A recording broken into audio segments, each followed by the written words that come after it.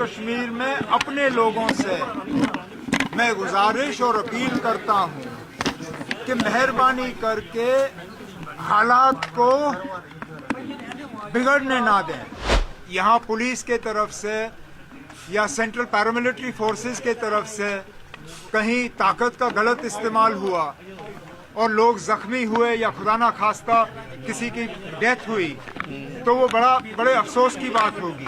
मैं उनके जज्बात को समझ सकता हूँ, मैं उनकी नाराजगी को समझ सकता हूँ, लेकिन इन हालात में जज्बात पे काबू रखना जो है वो सबसे ज्यादा जरूरी है। तो बमबारी करके हुकूमतें बदलना किसी भी अंतर्राष्ट्रीय कानून इस बात की इजाजत नहीं देती। और जिस तरह बेरहमी से पहले तो ईरान के जो सुप्रीम लीडर हैं उनकी हत्या की गई, उसके साथ साथ उनके परिवार के लोगों को मारा गया। मुझे बताइए ना, किस कानून ने अमेरिका या इजराइल को इस चीज की इजाजत दी?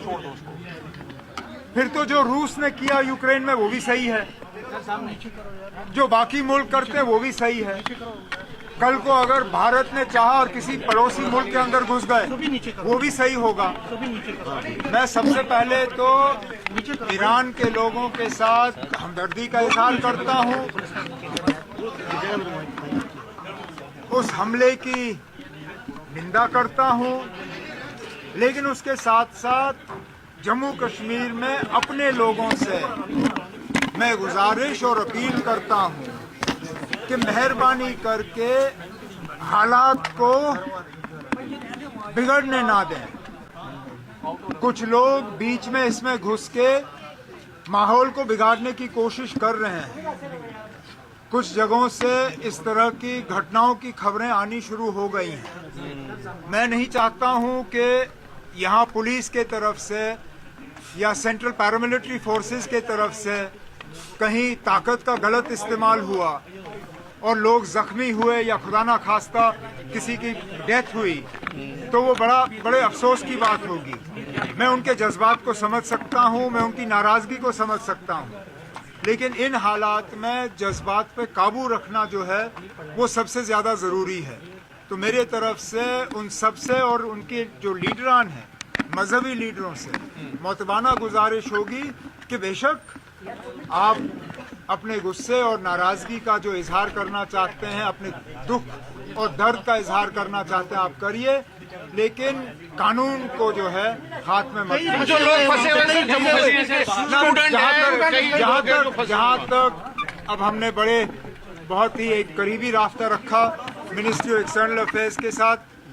ज्यादातर जो हमारे स्टूडेंट्स या बाकी लोग ईरान में हैं उनको सेफर एरियाज तक शिफ्ट किया गया है।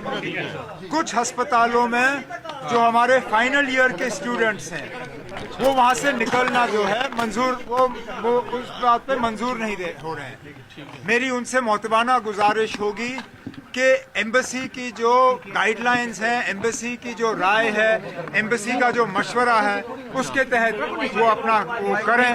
अगर एम्बेसी कहती है कि उनको सेफर एरियाज जाना चाहिए या फिलहाल ईरान छोड़ना चाहिए, मुझे लगता है उनको एम्बेसी की बात जो है वो माननी चाहिए। मैं खुद मानता हूँ कि अगर सेलिब्रेशन की इजाज़त है तो फिर मॉर्निंग की भी इजाज़त होनी चाहिए, लेकिन बदकिस्मती से इसमें वो लोग भी घुस गए हैं जो कानून को अपने हाथ में ले रहे हैं।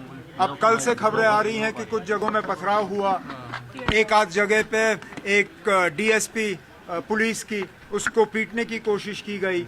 इन चीज़ों से जो है फिर हुकूमत जो है वो ज़्यादा जो है सख्त इकदामात उठाती हैं। हमारी तो ये कोशिश होगी कि जल्द से जल्द जो है मतलब लोगों को खुली छूट मिले कि वो अपने गम का जो है वो सही तरीके से इजहार करें। और अफगानिस्तान भी एंगेज है वॉर में, लिमिटेड वॉर में, कितना कंसर्न है और क्या चाहिए?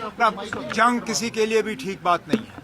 अब आप देखिए, इजराइल और अमेरिका ने ईरान पे हमला किया, वो अपने आप में गलत, लेकिन उसके बाद जो ईरान ने रिएक्शन किया, कहीं पे यूएई पे हमला, कहीं सऊदी अरेबिया पे हमला, कहीं बाकी गल्फ कंट्रियों पे हमला, वो भी अपने आप में गलत है। अब ये जंग जो है रुकने के बजाय और ज़्यादा फैल रही है। हमारे पड़ोस में तो वैसे भी जैसे आपने कहा पाकिस्तान और अफगानिस्तान जो है एक दूसरे पे बमबारी कर रहे हैं। जंग जो है किसी भी मसले का इलाज नहीं है। और जैसे मैंने शुरू में कहा, अगर ईरान के लोग ईरान की हुकूमत से खुश नहीं है। उस हुकूमत को बदलने का हक सिर्फ ईरान के लोगों को है। वो किस तरीके से बदलना चाहें वो उन तक है।